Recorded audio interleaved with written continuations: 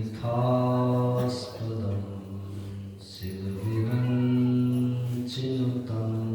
शरणं भृत्यार्तेऽहं प्रणतपालभवाद्यपूतं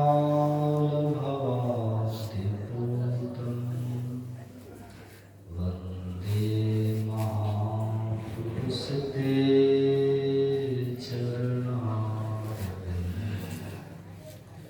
अखण्डमण्डलाकारं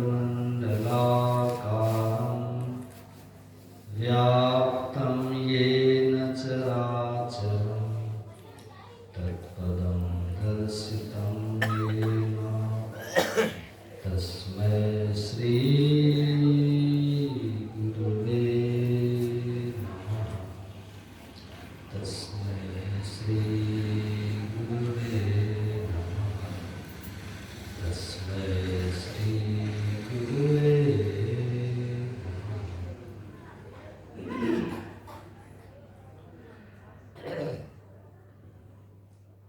मंचासीन हमारे पूज्यपाद स्वामी महेश्वरानंद जी महाराज के युगलपाद पद्मों में कोटि कोटि नमन। पूज्य स्वामी घनश्याम बाबा के चरणों में कोटि कोटि नमन। मधुमंगल में साधु समाज के चरणों में कोटि कोटि नमन। परम आदरणीय सत्संग प्रेमी महानुभावों, पूजनीय माताओं एवं भक्तिमती बहनों, हमारे परम आदरणीय यहाँ समिति के सभी पदाधिकारी लोग,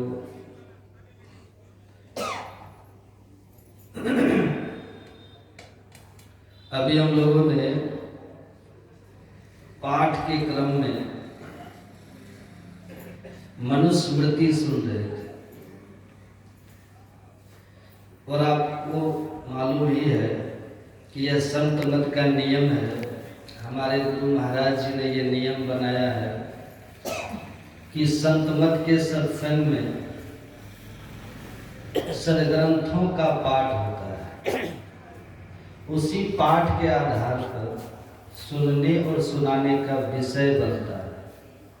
ध्यान से सुनिए, जो संत मत के वक्ता होते हैं उसी विषय के आधार पर श्रोताओं को सुनाते हैं।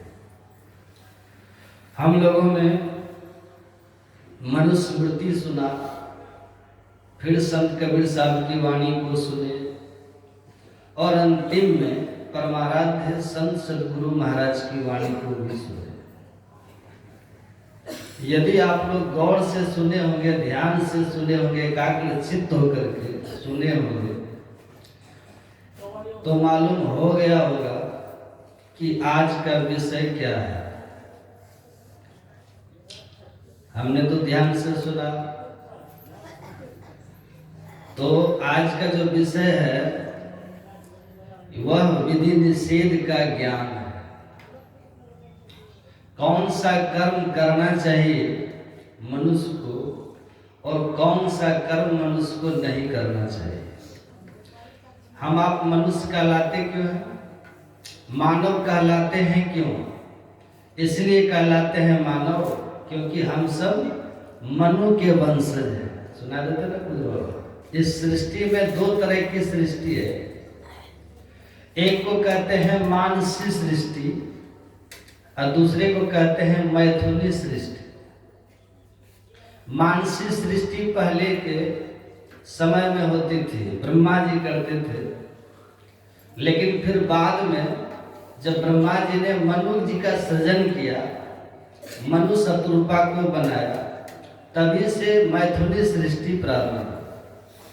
और उन्हीं की संतान होने के कारण, उन्हीं के वंशज होने के कारण आप और हम भी मानव कहलाते। महापुरुष संत कहते हैं कि जब मनु जी महाराज ने हम सबको बनाया, अपनी संतानों की उत्पत्ति करी, तो मनु जी ने एक याद रखने के लिए सूत्र दिया कि किस तरह से हमको जीना है। एक स्मृति, स्मृति का अर्थ क्या होता है? याद करने की चीज उन्होंने दी। हम मनुष्य हैं, संसार में हम रहते हैं, तो कैसे हम लोग को रहना है, ये सिद्धांत दिया उन्होंने, सूत्र दिया उन्होंने। और कहा कि इसी तरह से मनुष्य को जीना चाहिए। सुन रहे थे, मनु जी कह रहे थे कि मनुष्य को चाहिए कि जैसे कोई व्यक्ति कुआं खोदते खोदते पानी को प्राप्त कर लेता है, उसी तरह से गुरु की सेवा करते करते विद्या को प्राप्त करना चाहिए, ज्ञान को प्राप्त करना चाहिए। और गुरु से ज्ञान प्राप्त करके एकांत में बैठ करके ध्यान भी करना चाहिए। इसको कहते हैं विधि ज्ञान, इसको कहते हैं विधि, जो मनुष्य को करना चाहिए। अब फिर आपने आगे पाठ में सुना, आगे मनु जी ने कहा ना कृत्वा, मतलब नहीं करना चाहिए। क्या नहीं करना चाहिए? सुनिए, आपने सुना किसी की हिंसा नहीं करनी चाहिए, किसी का वध नहीं करना चाहिए, मांस भक्षण नहीं करना चाहिए, ये सब आपने पाठ में सुना। कबीर साहब भी यही बात कह रहे थे, आपने ध्यान से सुना होगा। संत कबीर साहब कह रहे थे, मांस मछलियां खाते सुरापान से है ते नरजड़ से जाएंगे जो मूली की खेत। ये सब नहीं करना है, निषेध कर। और करना क्या है? तो कबीर साहब ने कहा, आज कहे मैं काल भजूंगा, काल के फिर काल, आज काल के करती अवसर जासी चाल। इसीलिए कल करे सो आज कर, आज करे सो अब, पल में परले होएगा, बहुधी करेगा कब। ये विधि निषेध का ज्ञान है। हमारे गुरु महाराज जी ने भी करने की कृपा की है। यह संसार कैसा है? धूमधाम रे भाई, धुएं का धुआं कहते हैं धूम को। आप देखते होंगे आकाश में धुआं से कुछ कुछ बन जाता है ना, घर की तरह बन जाता है, मकान की तरह धुआं से बन जाता है, लेकिन वो टिकता नहीं, थोड़ी देर दिखता फिर वो विनष्ट हो जाता है। ऐसे ही हमारे गुरु महाराज कहते हैं, यह जग धूमधाम रे भाई, यह जग जानो छली महाई। सभी कहा यह अगमा पाई। अगमा पाई का मतलब होता है आने जाने वाला। यह संसार रहने वाला नहीं है, यह संसार है जो संसार में हमारे अपने हैं, कोई रहने वाला नहीं। या तो हम सबको छोड़ के चले जाएंगे, या तो फिर वो हमको छोड़ करके चले जाएंगे। यही संसार है, यही सराय मनिज नहीं कोई, सुत पितु बंधु किन्न होई, भाई बंधु कुटुंब परिवारा, राजा रैयत सकल पसारा, सातों स्वर्ग केर निवासी, दिव्य देव सब अमित विलासी, कोई न स्थिर।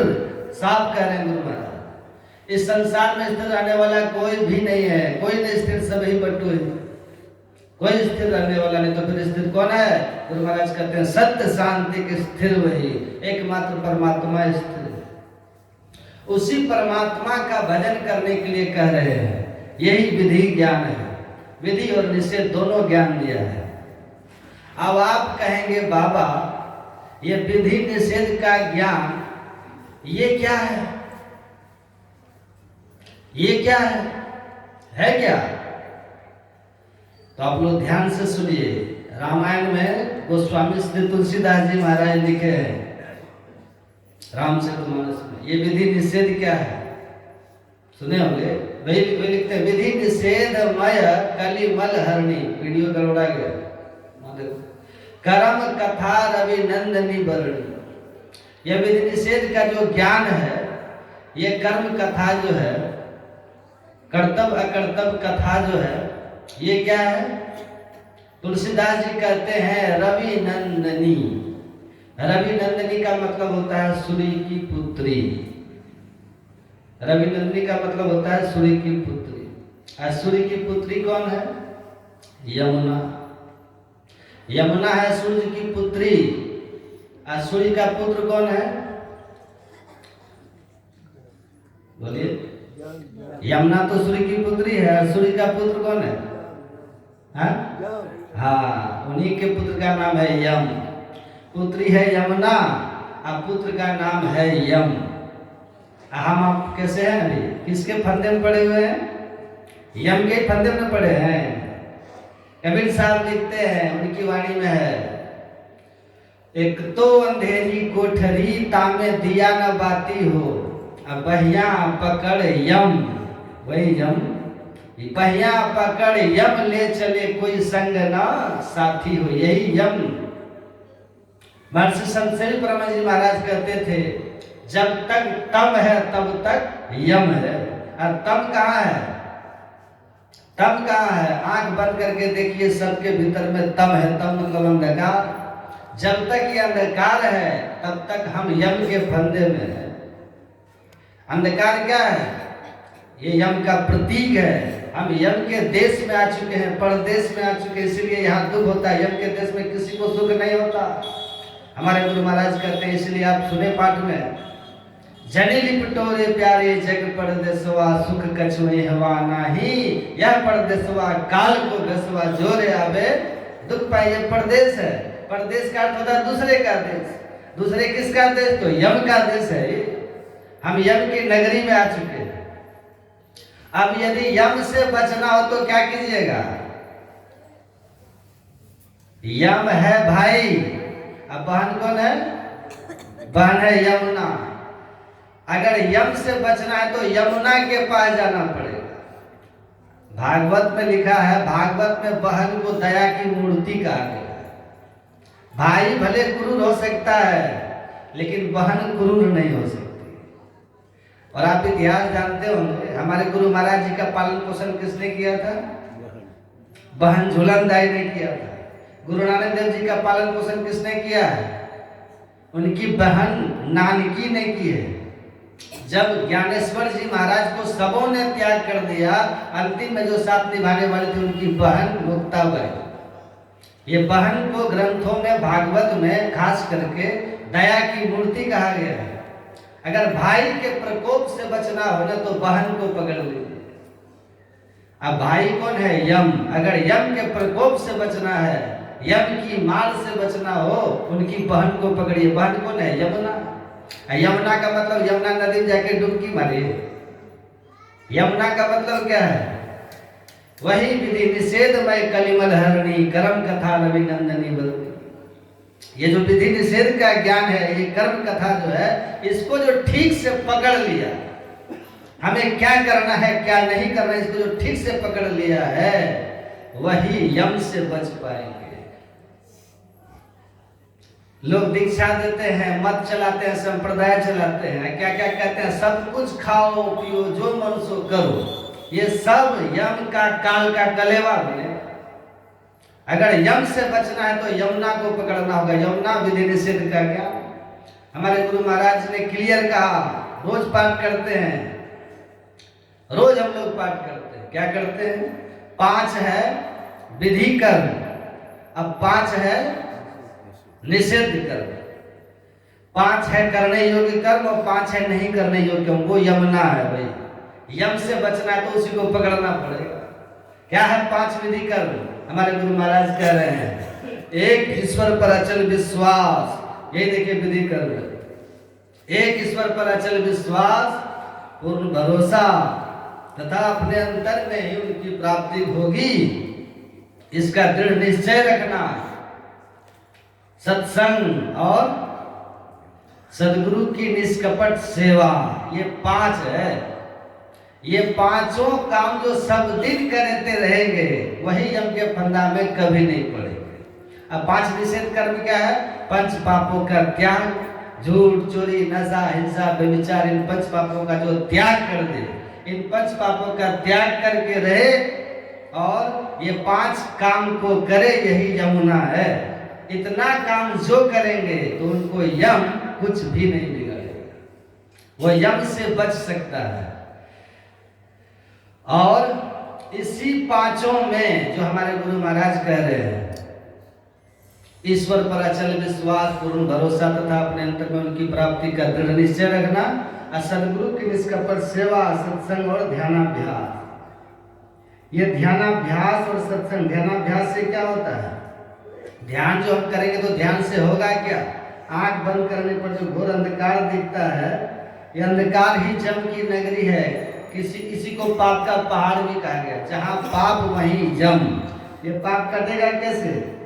ऋषि कहते हैं, यदि शैल समम पापम विस्तृतो योजनम विद्यते ध्यान योगेन नान्यो भेदः कदाचित्। यदि पहाड़ के समान फैला हुआ पाप हो तो ध्यान से वो नष्ट हो जाता है। इसके समान पापों का नष्ट करने वाला कभी कुछ नहीं है। ध्यान करना पड़ेगा। पर ध्यान कैसे होगा?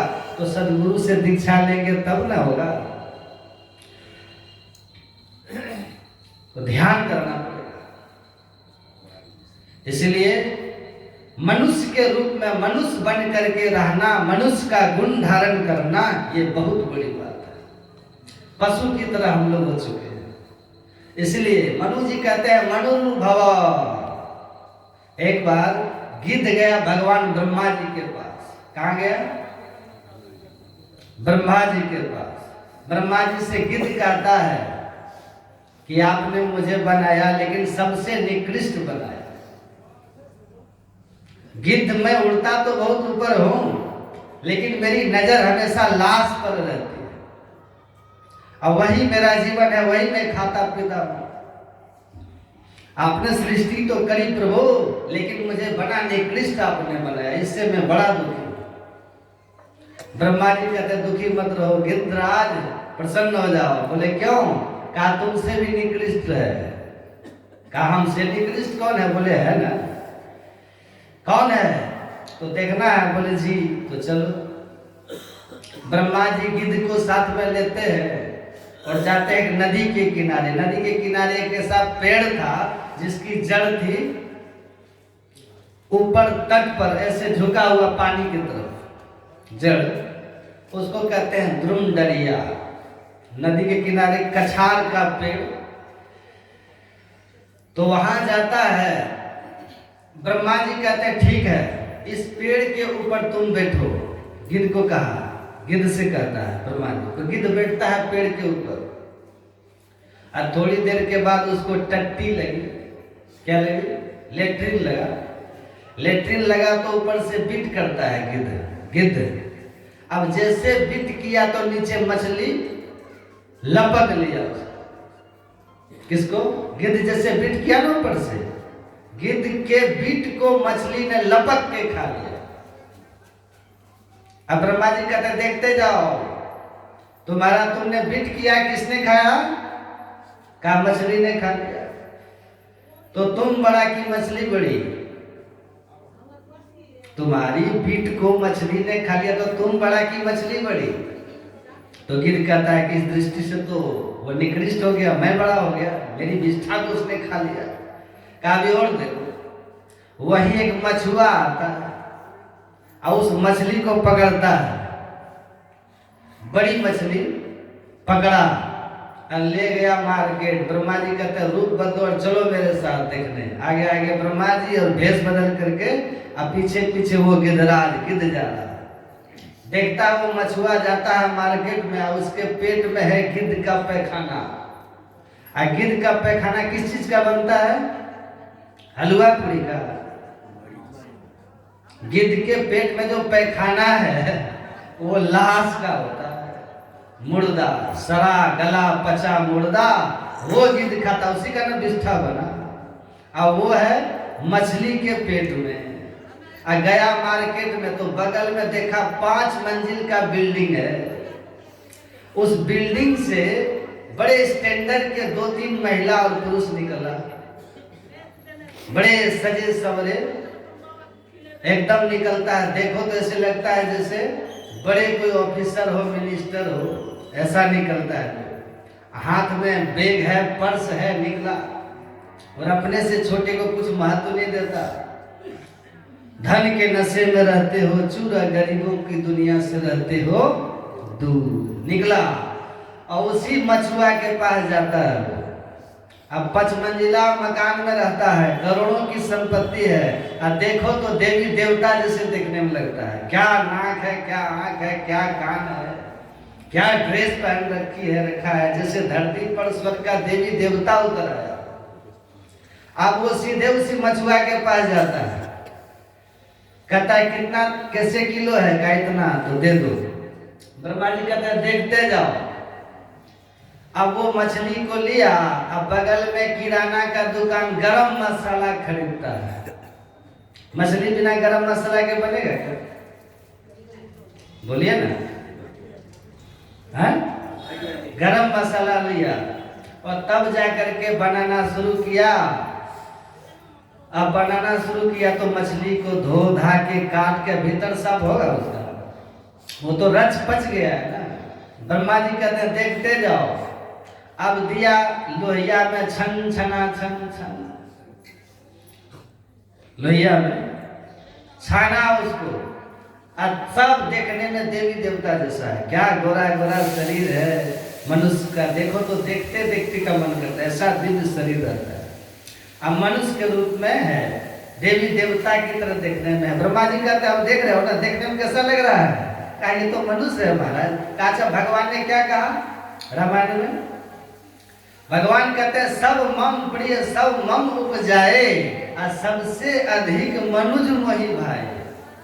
सब मेरा उत्पन्न किया हुआ है, सब मेरी संतति है, संतान है, लेकिन इसमें मनुष्य मुझे सबसे ज्यादा अच्छा लगता है।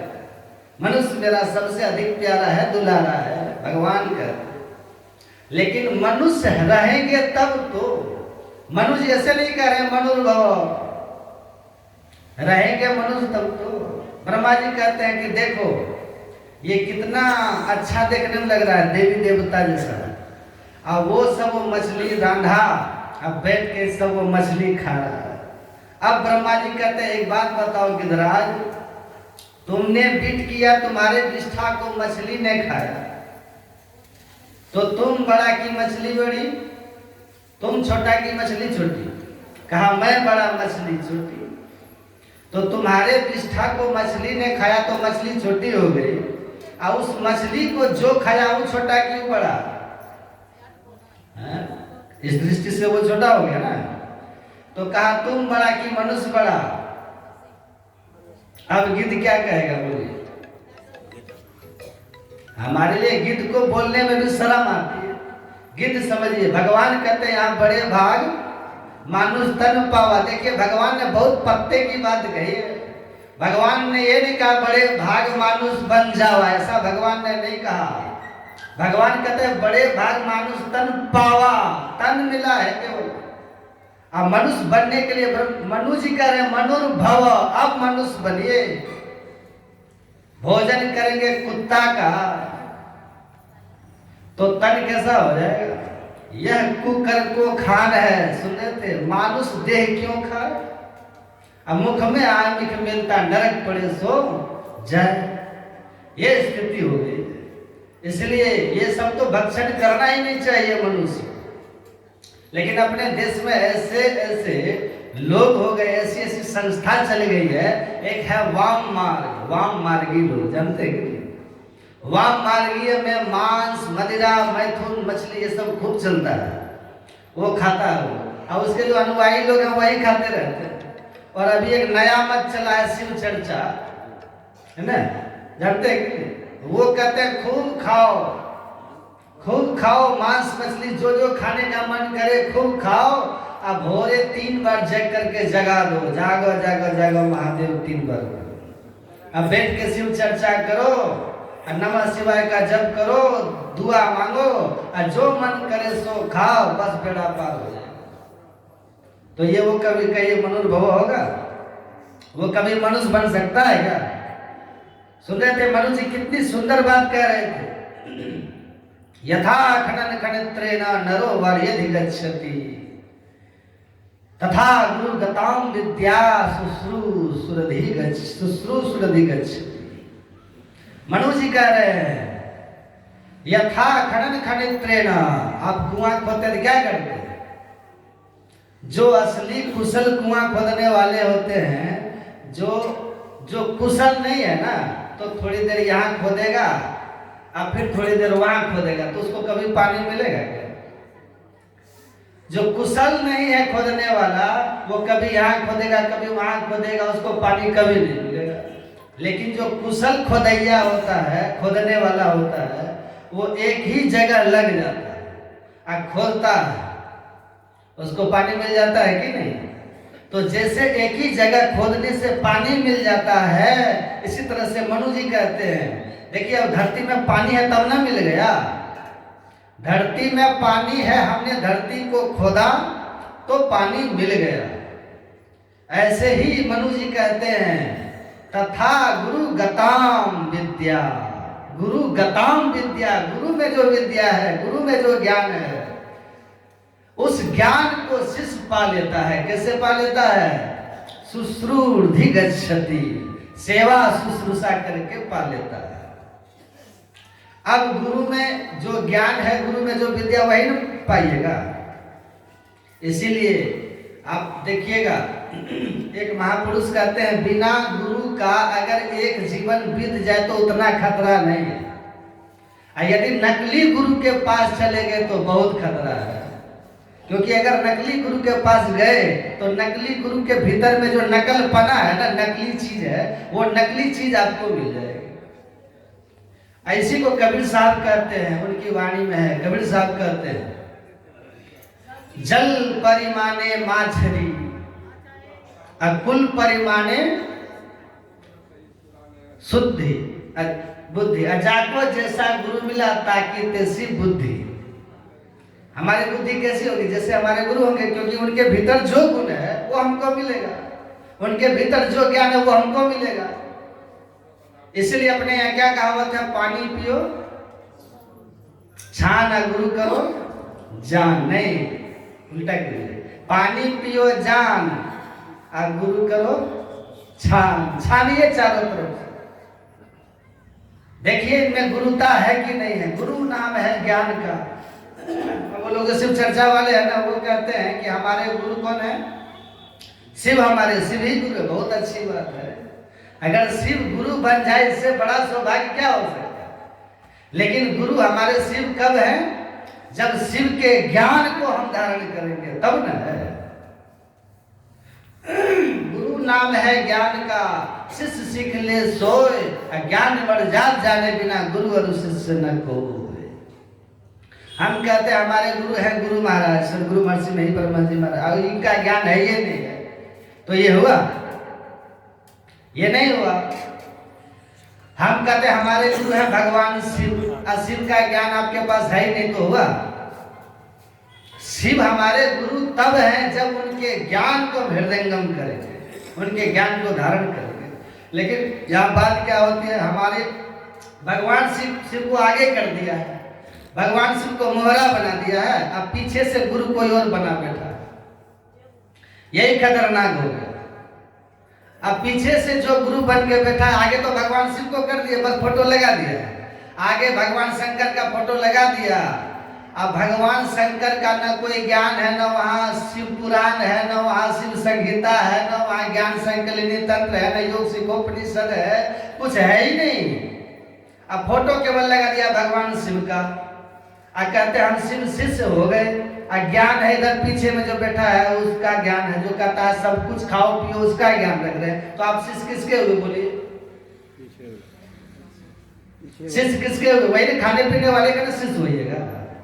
एक व्यक्ति गया कुपा घाट, पूज्यपाद महर्षि संत परम जी महाराज उस समय थे, कुपा घाट गया, धर्म प्रचारक थे। कुपा घाट हो गए तो पूज्यपाद से मिले, तो पूज्यपाद को आप लोग जानते हैं कितना ज्ञान था उनको, उनके सामने टिकना किसी का असंभव। उनके सामने गए तो बातचीत करने लगे, तो बातचीत के क्रम में पूज्यपाद ने पूछा क्या करते हैं?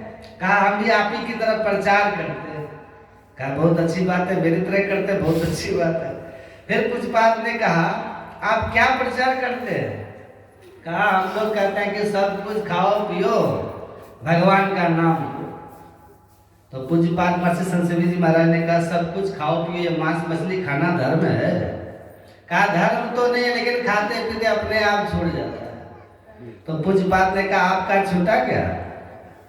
आपका छूटा? कहा मेरा तो नहीं छूटा।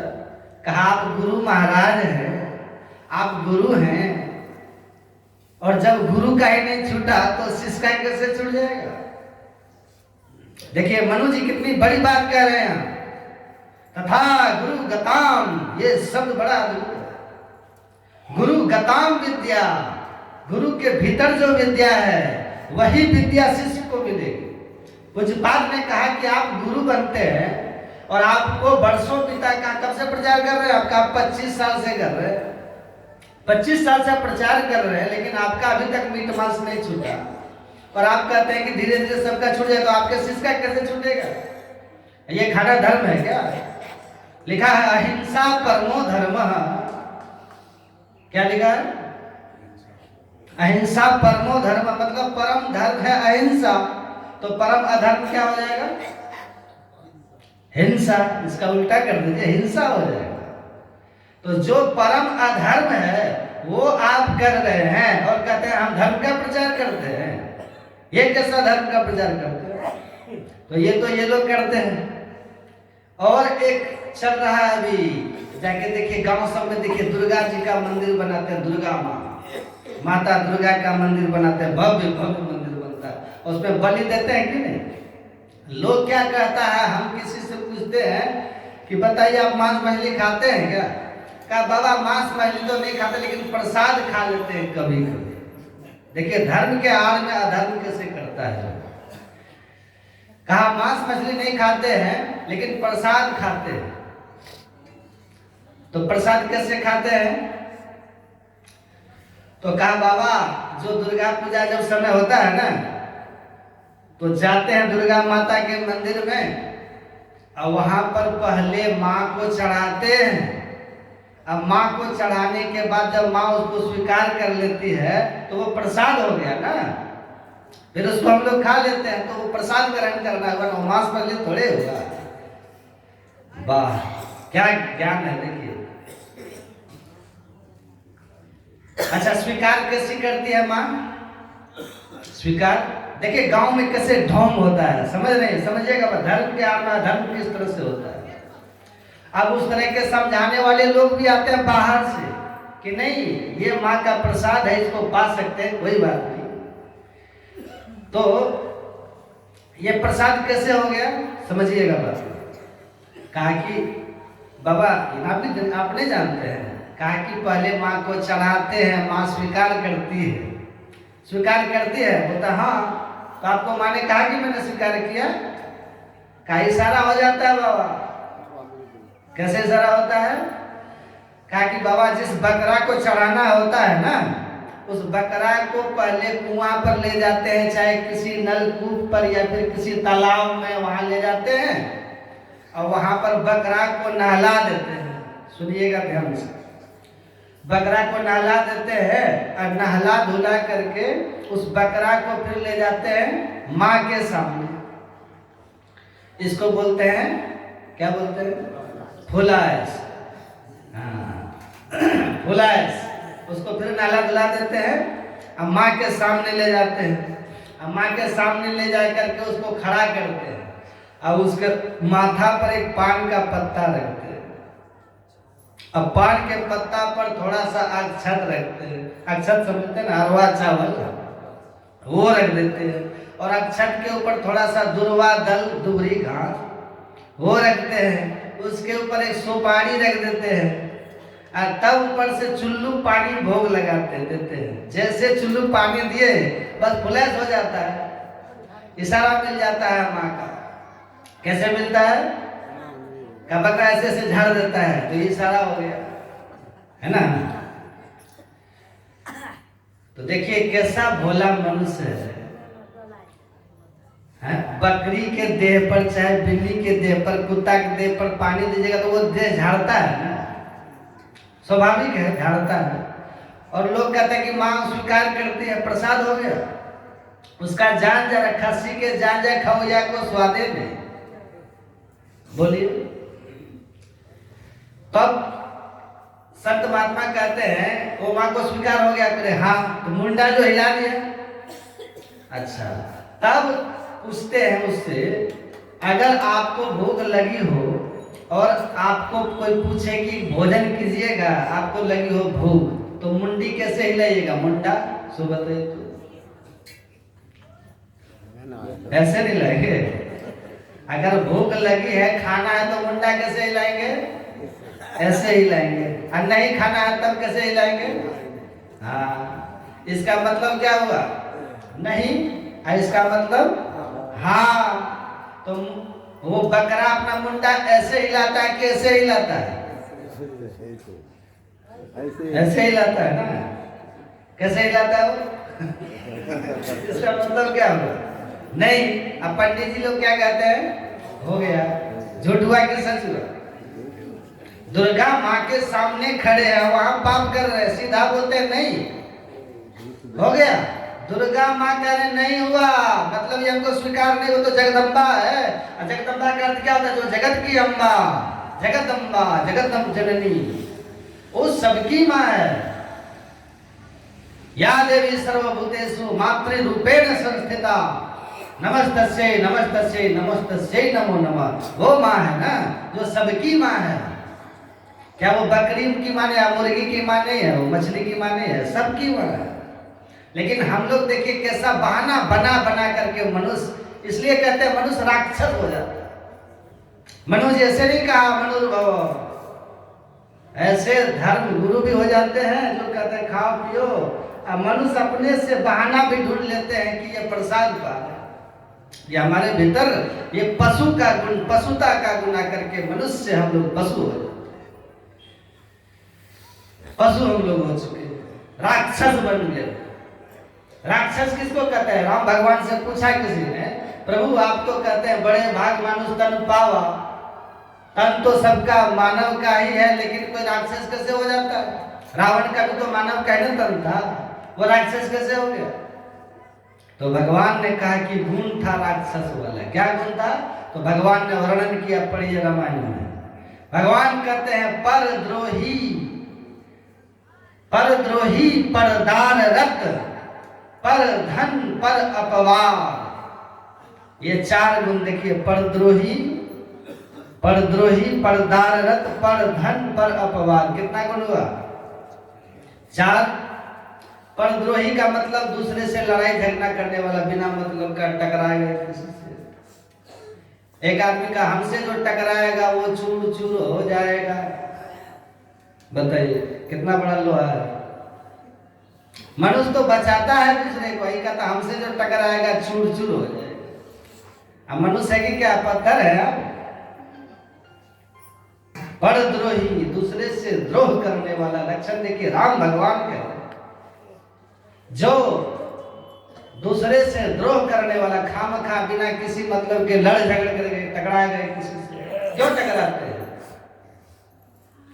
बहुत टकराने का मन है, ध्यान में बैठिए ना, 5 बार ध्यान में बैठिए, देखिए हालत खराब हो जाएगा। मन ही तो सबसे बड़ा शत्रु है। अब मन से टकराते नहीं है, बेचारे गरीब गुरुआ कमजोर आदमी लोग को टकराते फिरते हैं, ये अच्छी बात नहीं। पर भगवान कह रहे हैं जो दूसरे से द्रोह करने वाला लगा है, काम खाम खा। अब परदार रत, जो दूसरों की माता बहन के प्रति बुरी भावना, परदार भावना कैसे रखने हैं? मातृवत परदारेषु, माता के समान। ऐसा नहीं है तो भगवान का तो वो राक्षस है। अब पर धन, दूसरे के धन पर नजर नहीं रहना चाहिए। इसको इतना धन कैसे हो गया? अब उतना धन हो गया तो उसमें कमी क्या है? अभी उतना धन कमाए है ना, लेकिन वो कमाएगा नहीं, उसका धन बर्बाद कैसे हो जाए वो प्रयास करेगा।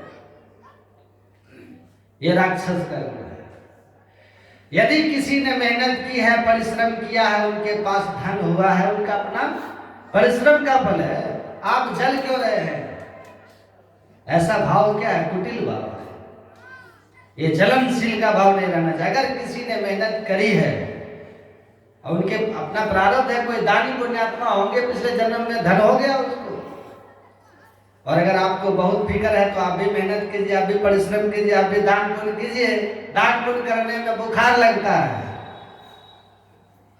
दान पुण्य करने में देखिएगा, देखिए भंडारा का घोषणा करवाइए, किसी से देखिए मुंह घूम जाएगा है। किसी को दानी, कोई दानी पुण्यात्मा को धन हो गया, उससे फिर लोग जलते। दान का फल कई गुना बढ़ के आता है। सुने थे ना कल, ऋषि मुनि की बात है, झूठ नहीं है। दान का फल कई गुना होकर के आता है।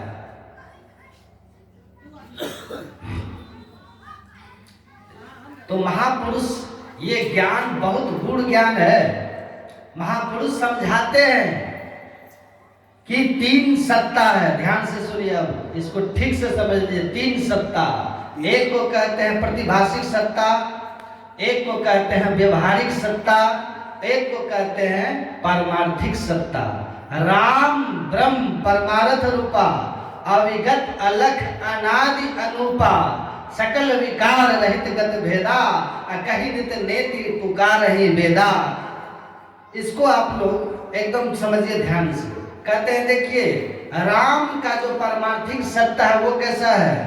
राम ब्रह्म परमात्मा ईश्वर परमार्थ स्वरूप अविगत सर्वव्यापी अनादि, जो सबसे प्रथम का है, परम तत्वादि अंत रहित असीम अजन्मा अगोचर सर्वव्यापक और सर्वव्यापकता के भी परे है, उसे ही सर्वेश्वर सर्वाधार मानना चाहिए। ये ईश्वर की परमार्थिक सत्ता है, समझिएगा। और जो आप देख रहे हैं व्यवहारिक सत्ता है,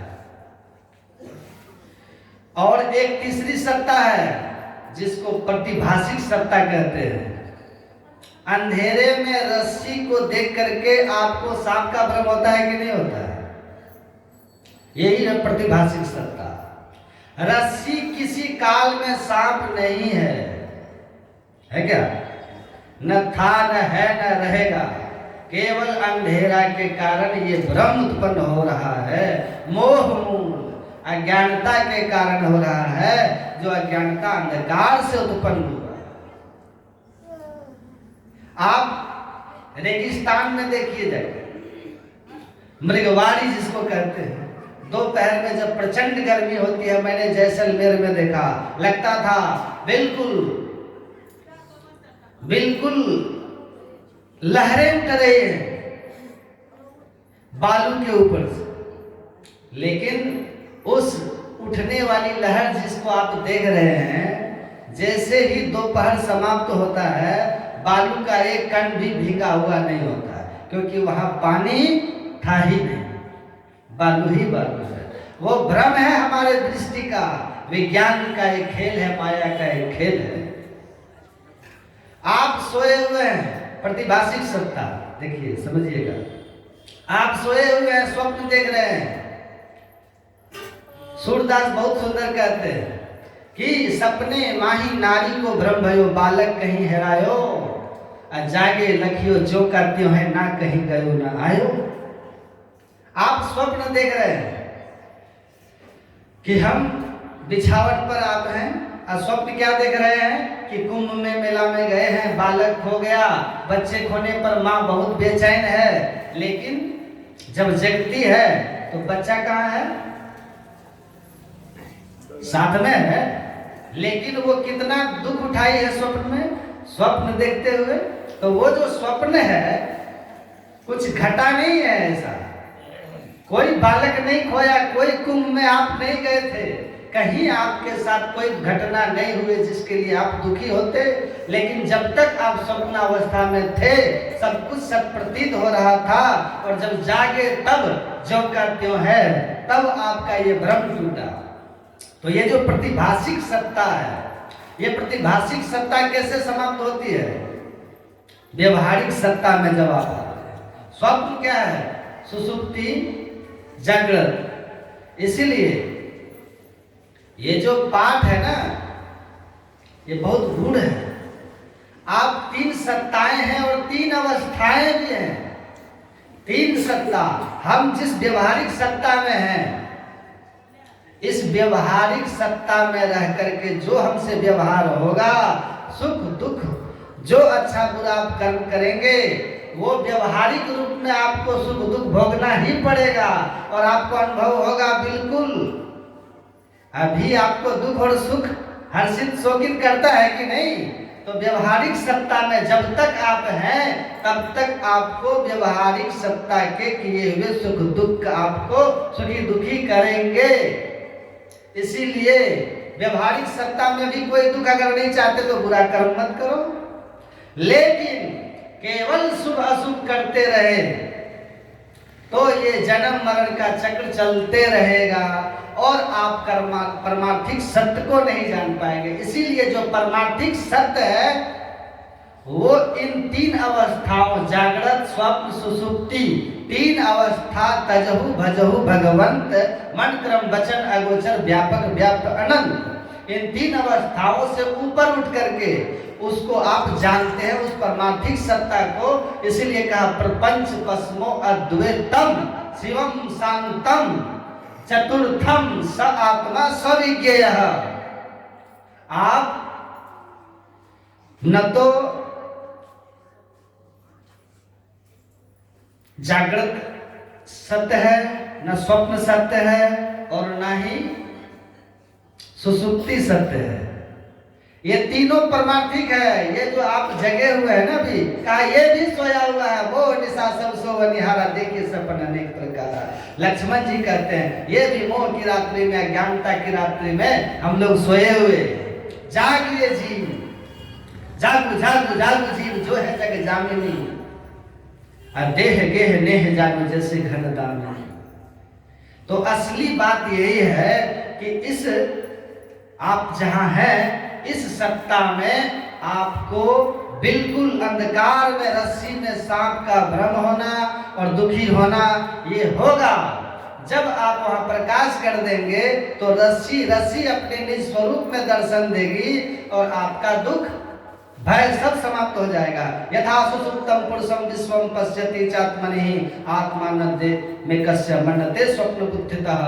रुक्मिणी को भगवान का ये उपदेश है कि जिस तरह सोया हुआ पलंग पर व्यक्ति संपूर्ण प्रपंच को अपने अंदर ही देखता है, माता पिता भाई मित्र बंधु लड़ाई झगड़ा मेल प्रेम सब सुख दुख उसको स्वप्न में अपने ही अंदर में दृष्टिगोचर होता है, और वो पड़ा हुआ स्वप्न पर अकेला ही होता है। लेकिन जैसे वो स्वप्न से उठता है, वो अपने आप को सारे प्रपंच समाप्त हो जाते हैं, वो केवल और केवल अपने शुद्ध बुद्ध स्वरूप को पाता है।